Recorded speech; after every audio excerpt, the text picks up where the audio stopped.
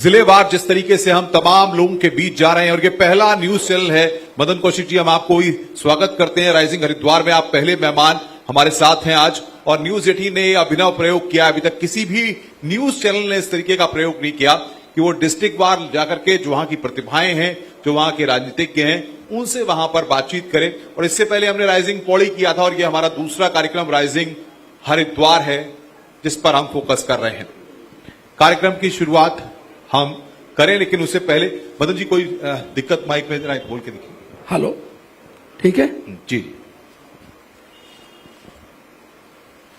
तो आज के कार्यक्रम की शुरुआत कर रहे हैं राइजिंग हरिद्वार की तालियों की गड़गड़ाहट के साथ। कार्यक्रम की शुरुआत हो रही है।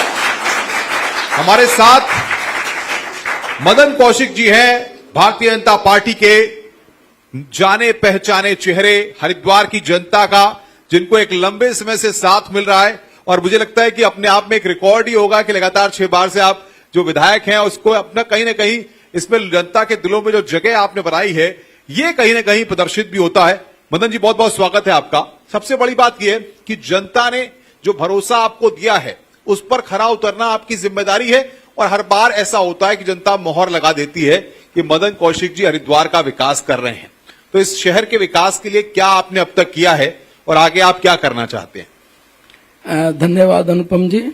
एक तो मैं आपको और न्यूज 18 के सभी लोगों को बधाई देना चाहूंगा कि आपने एक परंपरा से अलग हटकर, सामान्यतः देश की राजधानी में या बड़े शहरों में इस प्रकार के कार्यक्रम होते आए हैं, लेकिन आपने जो जिलेवार कार्यक्रम करने का निर्णय लिया है, ये बहुत ही महत्वपूर्ण है। और ये दीनदयाल जी की उस भावना को उजागर करता है कि अंतिम छोर पर बैठे हुए व्यक्ति को हर प्रकार का लाभ पहुंचे। इसके लिए मैं न्यूज 18 को हृदय से बधाई और शुभकामनाएं देता हूं। अनुपम जी, आपने हरिद्वार के बारे में कहा है। निश्चित रूप से आप देखेंगे आज हरिद्वार देश के उन चुनिंदा शहरों में से है जहां जो बेसिक चीज थी, हमें बिजली, पानी, सड़क, सीवर, मेडिकल सुविधा, स्कूल, यूनिवर्सिटी, कॉलेज, आज आप देखेंगे हरिद्वार इसमें एकदम नंबर 1 आगे खड़ा है। ये शायद देश का पहला शहर होगा जहां पर 100% सीवरेज, अभी तक हम 93% कहते थे, लेकिन जो 7% शेष थी उसमें भी काम शुरू हो गया है। यानी हम कह सकते हैं कि देश का पहला ऐसा शहर होगा, चुनिंदा शहर होगा, जहां 100% सीवरेज युक्त शहर है। हम कहेंगे हमारा ये ऐसा शहर है जहां पर बड़े शहरों में देखते थे अंडरग्राउंड बिजली है, अंडरग्राउंड गैस की सारी सुविधा यहां पर है।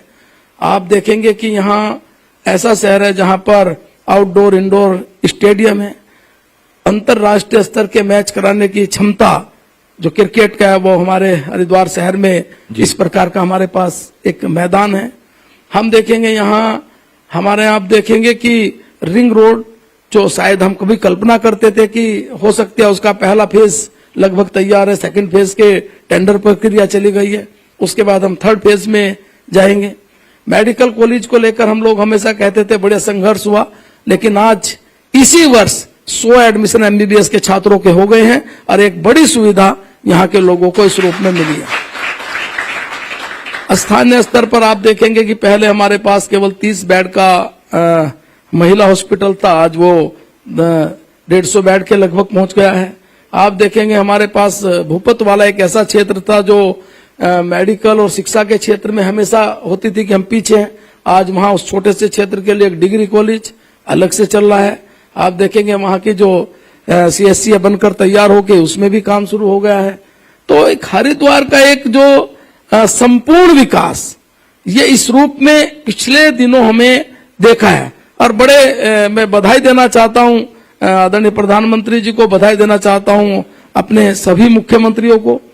इन सब ने बड़े मन के साथ आगे बढ़कर हरिद्वार की उस भावना के अनुरूप काम किया है जो वास्तव में यहाँ के लोग चाहते थे। लेकिन सबसे बड़ी बात जब बात आती है तो शिक्षा का आपने बताया कि काफी काम हुआ है, स्वास्थ्य पर काफी काम हुआ है, धार्मिक पर्यटन पर काफी काम हुआ है।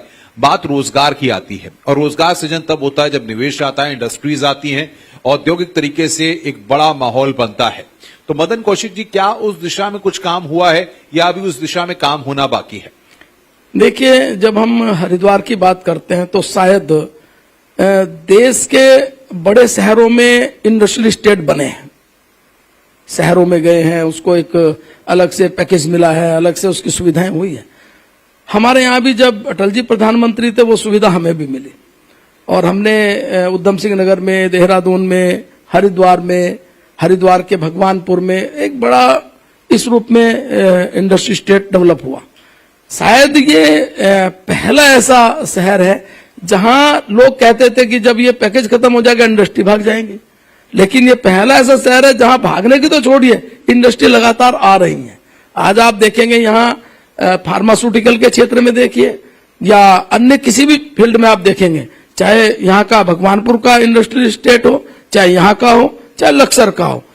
पहली बार ऐसा हुआ है कि सब इंडस्ट्री वाले जाने की बजाय अपनी डिमांड कर रहे हैं कि हमें निवेश बढ़ाना है। तो इसलिए इस क्षेत्र में बहुत काम हुआ है और इसका परिणाम हुआ कि हरिद्वार में यहाँ के नौजवानों को पर्याप्त मात्रा में रोजगार मिला। इसके साथ साथ पूरे उत्तराखंड के, चूंकि जो हमने एक कानून बनाया था कि हमारे 70% स्थानीय लोग होंगे, उसमें हम लोग खरे उतरे हैं और आज सफलतापूर्वक इसको हम आगे बढ़ा रहे हैं। आपने भी इनिशिएट लिया था हरिद्वार की तस्वीर को बदलने का, एक लंबे वक्त से आप विधायक हैं। उज्जैन की तरह हरिद्वार होगा, काशी अयोध्या की तरह हरिद्वार होगा। काशी, अयोध्या और उज्जैन की सूरत हमने बदलते हुए देख ली। कई जगहों पर, वहां पर काशी में, अयोध्या में, तमाम जगहों पर कॉरिडोर भी बन गए। यहां पर हरिद्वार ऋषिकेश कॉरिडोर प्रस्तावित है।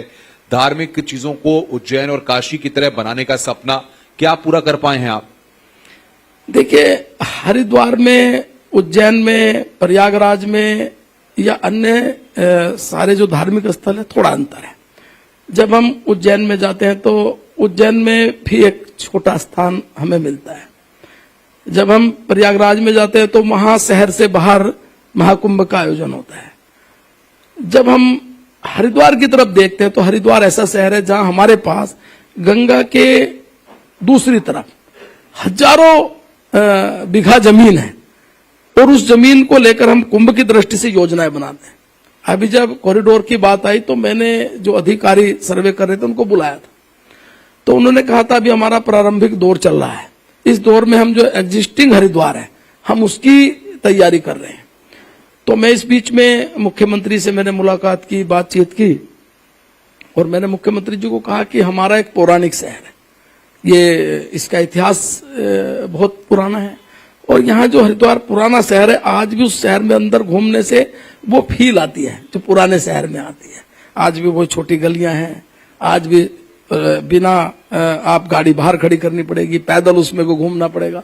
तो इसके पौराणिक महत्व को हमें बनाए रखना है और हमें कॉरिडोर पूरा बढ़िया बनाना है। हमारे पास उस तरफ बहुत जगह है।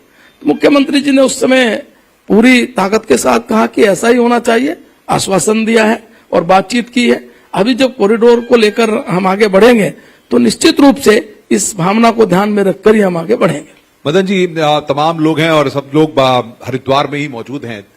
देवताओं का प्रवेश द्वार इस नगरी को कहा जाता है और सबसे बड़ी बात यह कि करोड़ों भक्त देश दुनिया से यहां पर आते हैं, तो लगातार सुविधाओं की भी बात होती है कि जब इतने भक्त यहां पर आ रहे हैं, गंगा स्नान करने से लेकर के तमाम धार्मिक जगहों पर दर्शन करने के लिए, दर्शन लाभ लेने के लिए लोग यहां पर पहुंचते हैं, तो उनको सुविधाएं भी और अच्छे दर्जे की मिलनी चाहिए।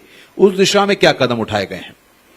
देखिए, हम लोगों ने, जैसा हरिद्वार के बारे में मैंने पहले ही कहा कि यहाँ ये ऐसा शहर है, आप अन्य किसी भी इतने बड़े तीर्थ स्थल पर जाएंगे तो वहां जो लोग बाहर से यात्री आते हैं उसके लिए सरकार को आगे बढ़कर समय समय पर, मेलों के समय कार्रवाई करनी होती है। ये ऐसा पहला शहर है, जब हम कोविड में कुंभ आ गया और कुंभ के समय एक संभावना है कि कुंभ को कम किया जाए, कुंभ में लोगों से बहुत ज्यादा अपील ना की जाए। साधु संतों ने ऐसा कहा, हम लोग सबसे मिलने के बाद फिर जब हमने अधिकारियों की बैठक ली तो मैंने बैठक लेते हुए अधिकारियों को कहा कि यदि हम हाईकोर्ट में PIL पड़ गई, PIL से हमें सवाल पूछे गए, तो ये ऐसा शहर है जहां बिना सरकार की सहायता के अगर 4-5 लाख लोग आ जाएं तो उन सब के हरिद्वार के अंदर ठहरने की, खाने की व्यवस्था ये सामाजिक स्तर पर, यानी जो लोग हैं जिन्होंने यहाँ धर्मशालाएं बनाई हैं अपने नाम के ऊपर, वो हम कर सकते हैं। तो यहाँ सुविधाओं का किसी भी प्रकार की दिक्कत नहीं है, कनेक्टिविटी की दिक्कत नहीं है, एयर कनेक्टिविटी है यहाँ। पार्किंग बता दें, एक बड़ी समस्या पार्किंग की समस्या रहती है, जिसको लोग कई सालों से फेस करते हुए आ रहे हैं। देखिए, अब आप देखा होगा कि पार्किंग को लेकर जो बड़े मेले होते हैं तब तो हम पार्किंग टेम्परेरी बनानी ही पड़ती है, लेकिन परमानेंट पार्किंग को लेकर जो डबल स्टोरी पार्किंग है, वो हमारा जो मॉडल हमने लाए थे वो सक्सेस हुआ है, और उसको लेकर अन्य कई स्थानों पर उस प्रकार की योजना आगे बढ़ाई है। चूंकि हरिद्वार की एक अपनी प्रॉब्लम क्या है कि ये शहर एक तरफ से पर्वतीय क्षेत्र है, दूसरी तरफ से गंगा माई है, तो बीच का ही क्षेत्र है, और उसकी लंबाई थोड़ी है 8 किलोमीटर से कुछ ज्यादा, लेकिन चौड़ाई कम है। इसी क्षेत्र में सारी व्यवस्थाएं हमें बनानी है। तो मैं समझता हूं कि आज जो बड़ी पार्किंग शुरू हुई थी उस पे किसी कारण से कोर्ट ने कुछ क्वेरीज करके कहा है कि बाद में उसको शुरुआत करेंगे, लेकिन जो परमानेंट पार्किंग बननी चाहिए जो हमने प्रस्तावित की थी वो 6-7 स्थानों पर की है। मैं समझता हूं कि जल्दी हम उसको भी धरातल पर उतारेंगे। एक लंबे समय से आप विधायक हैं, क्षेत्र के बारे में काफी कुछ बड़ी बातें समझते भी हैं आप। सबसे बड़ी बात यह है कि धार्मिक पर्यटन का जो क्षेत्र यहां पर है, इस लिहाज से पर्यटन को लेकर के क्या रूपरेखा है, कहां पर आगे आने वाले वक्त में पुल की आवश्यकता है, कहां पर और विकास के लिए आप क्या करने वाले हैं, कुछ अपना आगे का विजन आप बताएंगे। सरकार किस दिशा में हरिद्वार के विकास के लिए काम कर रही है, क्योंकि मुख्यमंत्री पुष्कर सिंह धामी ने अभी कुछ दिन पहले ही कहा था कि हरिद्वार का विकास करना है तो आगे अगले 50-60 सालों को ध्यान में रखकर यह विकास करना होगा। देखिए, हरिद्वार के बारे में कहा जाता है कि ये ऐसा शहर है जो पुलों का शहर भी इसको कहते हैं। हर आधा किलोमीटर पे पुल है इस गंगा जी के बीच में। और जहां तक सवाल है विकास की दृष्टि से, हम लोगों ने 2021 में भी इस प्रकार का प्लान किया था कि अब चूंकि सारे जो हमारे मेले हैं, हमारे जो कुंभ है, वो बहुत बड़ी संख्या में लोगों के आने की संभावना बनती है। जैसा अभी कह रहे कि लगभग प्रयागराज में 30-35 करोड़ लोग आएंगे, तो हम लोगों ने भी कोरोना काल में इस सारे को एज्यूम किया था, और तब हमने कहा था कि क्या हम गंगा जी के उस पार हम अखाड़ों को वहां स्थापित कर सकते हैं क्या। सारी योजना हमने बनाई थी, और योजना बनाने के बाद यदि शायद कोरोना ना होता तो शायद वो सफल होती। आने वाले समय में एक सबसे बड़ी चुनौती यही सबके सामने रहेगी, लेकिन इस चुनौती का सामना हमारे पास उस साइड में काफी पर्याप्त जगह है, वहां हम लोग करेंगे। बिल्कुल, लेकिन जब बड़े मौके होते हैं, अक्सर हम देखते हैं चाहे बड़े स्नान हो, बड़े पर्व हो, तो उस मौकों पर कंट्रोल करना, मैनेजमेंट करना और सारी चीजों को स्ट्रीमलाइन करना, आपको लगता है कि चैलेंजेस होते हैं उस वक्त और उस दिशा में कुछ कदम उठाने की आवश्यकता है?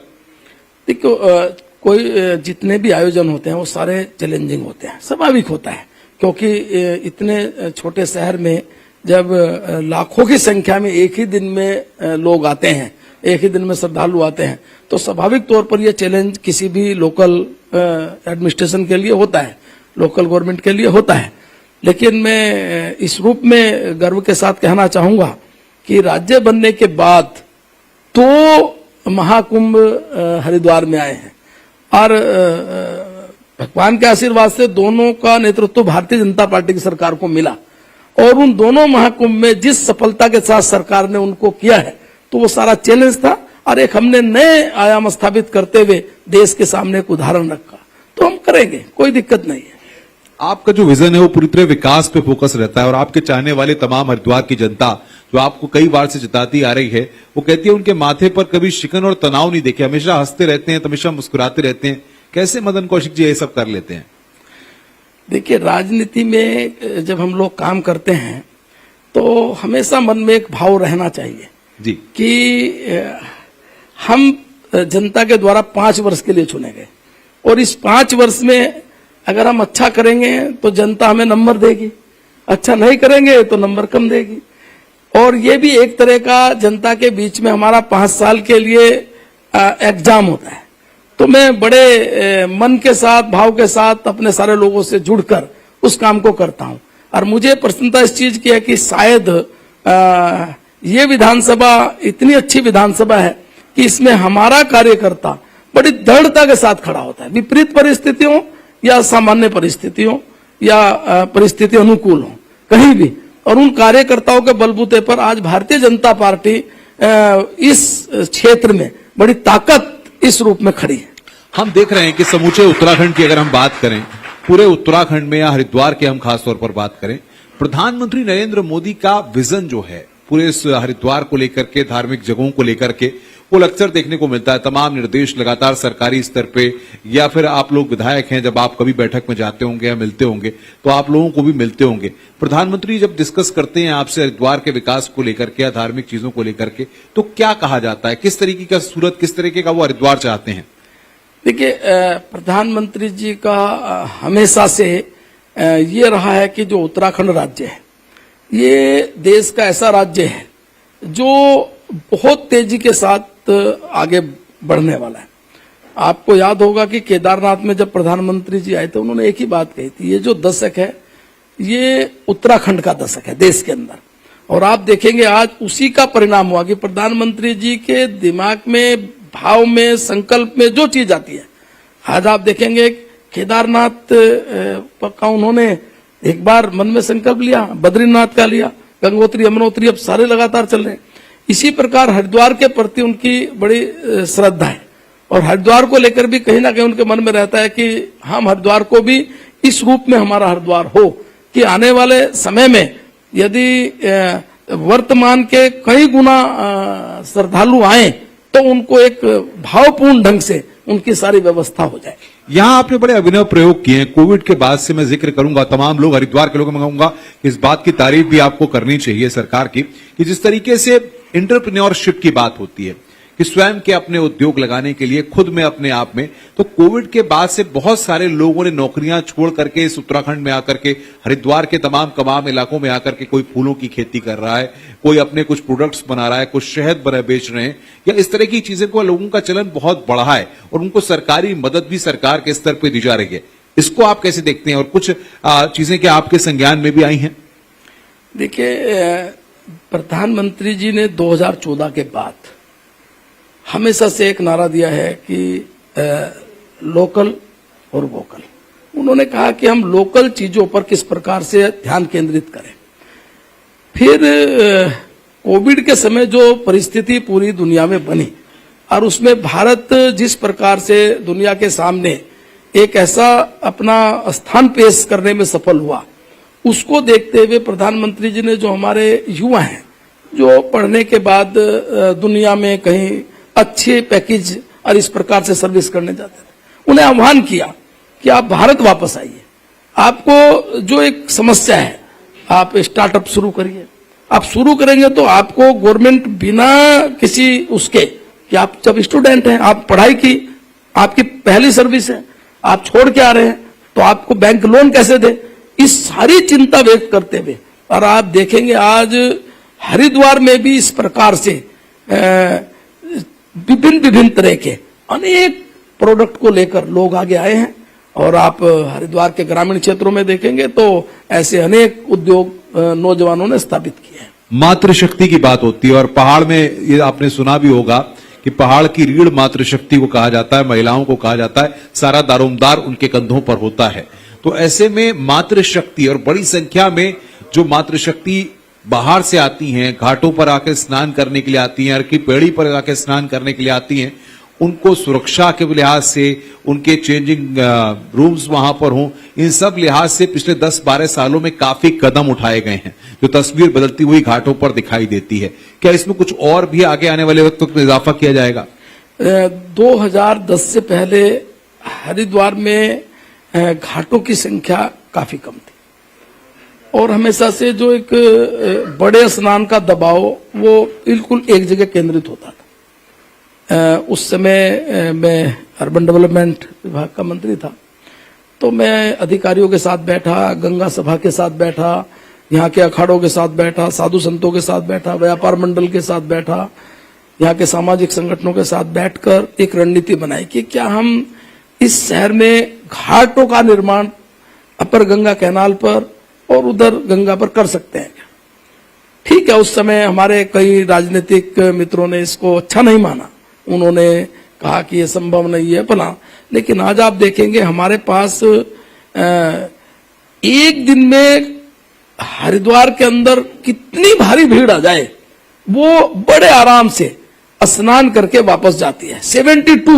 72 घाट हमारे पास है इस समय, और उन 72 घाटों की व्यवस्था केवल घाट नहीं है कि घाट बन गए, वो नहीं है। आज उन घाटों को हमने मैक्सिमम सामाजिक संगठनों को दिए, वो बिल्कुल उसको सुंदरता रखते हैं।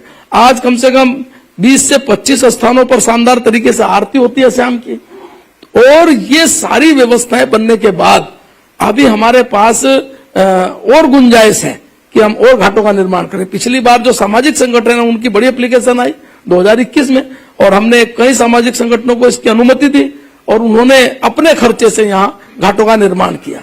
आज आप देखेंगे शाम को उन घाटों पर जब लाइटिंग जलती है तो रात को हजारों की संख्या में लोग घूमने आते हैं।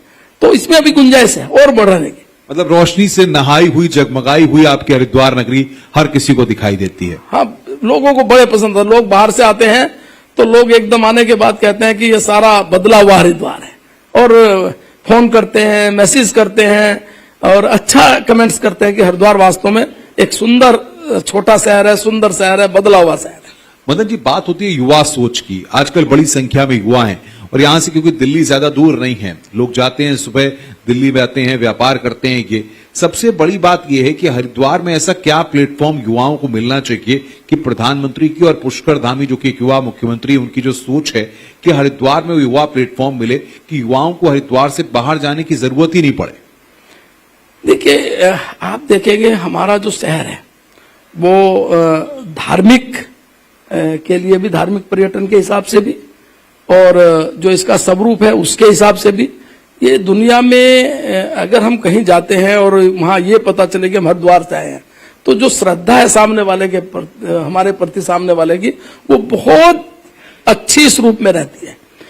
और धार्मिकता के साथ साथ राज्य बनने के बाद हमने औद्योगिक क्षेत्र में भी कदम रखे। लेकिन ये आप को मैं बताना चाहता हूं कि ये शहर है जिसमें इसके धार्मिक स्वरूप को किसी भी रूप से हमने टच नहीं करने दिया। हमारा धार्मिक स्वरूप हरिद्वार का उसी रूप में है और औद्योगिक के साथ साथ। और आज हमें प्रसन्नता इस चीज की है कि जहां हम आज देखेंगे कि इस जिले के अंदर आज कई विश्वविद्यालय खड़े हो गए पढ़ाई के क्षेत्र में। आज इंडस्ट्री स्टेट के रूप में एक नया इंडस्ट्री स्टेट हम लक्सर क्षेत्र में नोटिफाइड हुआ है, उसमें भी आगे बढ़ेंगे। लेकिन अभी भी हमारे यहाँ गुंजाइश है आगे बढ़ने की। तो आने वाले समय में उस सारी योजना पर हम काम कर रहे हैं कि हरिद्वार को लेकर और अन्य प्रकार की रणनीति भी हम लोग तैयार करें। तो निश्चित रूप से हरिद्वार के इसके धार्मिक स्वरूप को बरकरार रखते हुए हम अन्य सारे प्रकार से भी काम करने की दिशा में बढ़ेंगे। अब अगले साल जो है, ज्यादा वक्त नहीं है, प्रयागराज में महाकुंभ होने जा रहा है, और सबसे बड़ी बात कि यहां से तमाम अखाड़े, तमाम साधु संत जो है वहां पर पहुंच भी चुके हैं, सबको अपने अपने स्थान भी मिल गए हैं। महाकुंभ एक बहुत बड़ा आयोजन होता है, तो जाहिर तौर पर जब हरिद्वार में भी कुंभ, अर्ध कुंभ जिस तरीके से तैयारी उसकी भी कई वक्त पहले से शुरू हो जाती है, तो ऐसे में क्या उत्तर प्रदेश के साथ कुछ सामंजस्य बैठता है, बातचीत होती है, क्योंकि प्रयागराज में इतना बड़ा महाकुंभ हो रहा है और हरिद्वार इतनी बड़ी स्थली है? देखिए मिश्रा जी, अभी 21 के बाद 33 में हमारे यहाँ कुंभ होगा। लेकिन जब महाकुंभ का आयोजन होता है तो ये स्वाभाविक तौर पर होता है जो हमारे नेबर स्टेट है, चाहे वो हिमाचल हो, चाहे वो हरियाणा हो, चाहे वो दिल्ली हो, राजस्थान, पंजाब, उत्तर प्रदेश, सबके साथ बैठकर हम हर प्रकार की बातचीत होती है, हर प्रकार की। और उत्तर प्रदेश तो हमारा बड़ा भाई है। उत्तर प्रदेश तो बिल्कुल हमने एक मार्गदर्शक के रूप में हमेशा हमारे साथ इस रूप में रहा है। और हम बहुत चीजें हैं, आपको याद होगा कि जब पहला महाकुंभ हमने किया तो बहुत कुछ चीजें हमने, लोग पूरे देश में एक चिंता व्यक्त की गई कि भाई नया राज्य बना है, पहला महाकुंभ हो रहा है, किस प्रकार से आयोजन होगा, कहीं कुछ व्यवस्थाओं में दिक्कत तो नहीं आएगी। लेकिन समय समय पर हमने जितने हमारे अधिकारी ऐसे थे जिन अधिकारियों ने कुंभ कराए हैं, उन सारे अधिकारियों को हम लोगों ने बातचीत की। हमारे पास योग्य अधिकारी थे और जब हमारा महाकुंभ संपन्न हो गया, आज मैं प्रसन्नता के साथ कह सकता हूं, आज उत्तर प्रदेश को भी हम अपने सारे अधिकारी वहां भेजकर साझा कराते हैं। वो भी कहते हैं हमें अधिकारी उत्तराखंड के चाहिए, तो हम भेजते हैं वहां भी। हम उज्जैन में भेजते हैं। क्या बात, बहुत महत्वपूर्ण बात आपने कही। सबसे बड़ी बात यह कि हरिद्वार की अगर हम पूरे सिनेरियो को देखें तो बहुत काफी विस्तार लेता जा रहा है, आउटस्कर्ट्स काफी फैलाव होता जा रहा है। तो जाहिर तौर पर जब फैलाव होगा तो विकास भी होगा और उसके हिसाब से आपको इंफ्रास्ट्रक्चर भी तैयार करना होगा। ये आगे अगले कई सालों के हिसाब से आपको बनाना होगा। तो जिस तरीके का फैलाव हो रहा है इस क्षेत्रफल में भी और तमाम चीजों में, इसको आप महसूस कर पा रहे हैं? बिल्कुल, ये एक बहुत ही महत्वपूर्ण आपने विषय रखा है कि जिस प्रकार से हरिद्वार का फैलाव हो रहा है। आप देखेंगे यहां से हम अगर लक्सर रोड पे जाएंगे तो शायद आपको देखेंगे पूरी रोड पे काम हो रहा है। आप रुड़की तक जाएंगे तो एक अलग से ही पतंजलि के आसपास शहर नजर आता है। आप इधर बिजनौर रोड पे जाएंगे, वहां भी यही है। ऋषिकेश रोड पे जरूर है कि वो वन भूमि होने के कारण वहां का जो फैलाव वो उस रूप में आगे नहीं बढ़ा। इस सारे को ध्यान में रखते हुए हमें बड़ी योजना बनाने की आवश्यकता है और वो योजना ये होगी कि प्लान वे में हम आगे बढ़ें। चूंकि आने वाले समय में जब हम देखेंगे कि उन सारे क्षेत्रों में हमें पानी भी चाहिए, हमें सीवरेज भी चाहिए, हमें सड़कें भी चाहिए, हमें अन्य प्रकार की सुविधाएं भी चाहिए, तो ये एक प्लान वे में सारा बने। तो इसके लिए समय समय पर कई बैठकें होती हैं, तो ये हमारे लिए चुनौती है, बड़ी चुनौती। बिल्कुल। मदन जी, मैं आखिरी सवाल, क्योंकि सेशन में हमने हर विषय पर लगभग बातचीत की है। गंगा जल जिसको लेने के लिए, जिसको लोग अपने घरों में पूजा पाठ के लिए, तमाम चीजों के लिए, तमाम धार्मिक क्रियाकलापों के लिए सब में प्रयोग करते हैं, गंगा जल को लेकर के आपकी सरकार ने भी पूर्व में भी कि घर घर तक गंगा जल पहुंचाना है। और सबसे बड़ी बात यह है कि ऑनलाइन तरीके से या तमाम माध्यम से अब जिस तरीके का सोशल मीडिया का दौर है, इसको लेकर के कुछ अब सरकार की स्ट्रेटेजी है या आप विधायक हैं, यहाँ आपकी कुछ प्लानिंग है कि जो देश दुनिया से लोग आते हैं, जो गंगा जल लेकर के जाते हैं, जो लोग नहीं ले जा पाते, उनके घरों तक गंगा जल पहुंचे, क्या उसके लिए कर रही है सरकार? देखिए, ये 2010 की संभवतः बात होगी। मेरे पास तब ये विभाग भी था, तो मैंने निशंक जी मुख्यमंत्री थे, मैंने बैठ के बातचीत करते हुए कहा कि क्या हम बिना शुल्क के, यानी हम केवल जो भी शुल्क ले वो उनका वो ही ले कि जो गंगाजल जहाँ में पैक होगा उसका पैसा और जो आने जाने का खर्चा होगा वो हम लें। इसके लिए हमने बड़ी योजना बनाई, अधिकारियों को लगाया। उस समय 2 एनजीओ इस दिशा में काम कर रहे थे, जो कहीं भी अगर डिमांड होती है वो गंगाजल को भेज सकते हैं। हमने दोनों का जब निकाला तो उनका जो खर्चा आता था गंगाजल भेजने का वो काफी कॉस्टली था, काफी ज्यादा था। तब हमने पूरी योजना इसकी बनाई। योजना बनाने के बाद क्या हुआ कि एक जो इसका रूपरेखा बनी, वो रूपरेखा किसी कारण से आगे नहीं बढ़ पाई। कारण उसका क्या था कि कई लोगों ने इसका गलत तरह से प्रचार किया, गलत तरीके से इसको विषय को रखा, तो वो नहीं बढ़ पाई। बाद में भारत सरकार के जो हमारा मंत्रालय है, डाक विभाग, उसने कहा कि हम इसमें बहुत कम, यानी एक ना के बराबर पैसे लेके हम इस सुविधा को दे सकते हैं। लेकिन इसमें जो एक प्लान वे में काम सरकार की तरफ से होना चाहिए, उसकी वास्तव में जो आपने कहा आवश्यकता भी है और श्रद्धा भी है। आवश्यकता श्रद्धा में इस रूप में कह सकता हूं, आज दुनिया के किसी भी देश में हम जाएंगे, वहां भारतीय रहते हैं, हर भारतीय की श्रद्धा गंगा के प्रति है। और गंगा जल ऐसा है कि वो जीने में, मरने में, शुभ कामों में, रोजमर्रा के घर में, पूजा में काम आता है। लेकिन वो लोग गंगा जल को कैसे प्राप्त करें, एक बड़ी चुनौती है। जिस रूप में आज हम गंगा जल दे रहे हैं, इसमें कोई सरकार का डायरेक्ट उस रूप में नहीं है, लेकिन बड़ी मात्रा में एनजीओ काम कर रहे हैं। लेकिन उसमें हमें काम करने की आवश्यकता है और ये वास्तव में एक बड़ा विषय होगा यदि हम इस विषय को कंप्लीट कर पाते हैं। मैंने तो पूरी योजना रचना बनाई थी कि हम जो गंगा जल घर घर तक हम पहुंचाएंगे, सरकार का उसमें जरा सा भी एक पैसे का प्रॉफिट ना हो और हम गंगा जल फिर भी वहां तक भेजें, तो बुलाना पड़े। बहुत बहुत शुक्रिया मदन जी, आपने विभागी के साथ अपनी बातों को रखा और मदन जी ने यह भी बताया कि सरकार किस तरीके से हरिद्वार के विकास को लेकर के काम कर रही हो, चाहे युवा हो, चाहे महिलाएं हो, हर किसी पर ध्यान केंद्रित कर रही है। मदन जी, बहुत बहुत शुक्रिया आपका, आपने हमसे बातचीत की। और न्यूज़ 18 के इस राइजिंग हरिद्वार पर क्या कहेंगे आप? निश्चित रूप से मैंने पहले भी कहा कि न्यूज 18 ने एक नई शुरुआत की है, इसके लिए मैं आपको हृदय से बधाई देता हूं। और आज जब ये सारे जिलों में पहुंचेगा तो निश्चित रूप से ऐसी बहुत योजनाएं सरकार की होंगी, बहुत उस स्थानीय स्तर पर अनेक ऐसे मुद्दे होंगे जो न्यूज 18 के द्वारा उनको आगे बढ़ाया जाएगा और उनका समाधान निकलेगा। इसके लिए न्यूज 18 को हृदय से बधाई, शुभकामनाएं। सर बहुत बहुत शुक्रिया। शानदार सत्र के लिए आपका बहुत बहुत धन्यवाद। अब मैं माननीय अतिथि को कहूंगी कि वो मंच पर बने रहें। न्यूज 18 उत्तराखंड के एडिटर अनुपम त्रिवेदी जी को मैं आग्रह करूंगी कि वो मंच पर आएं और हमारे माननीय अतिथि को सम्मानित करें।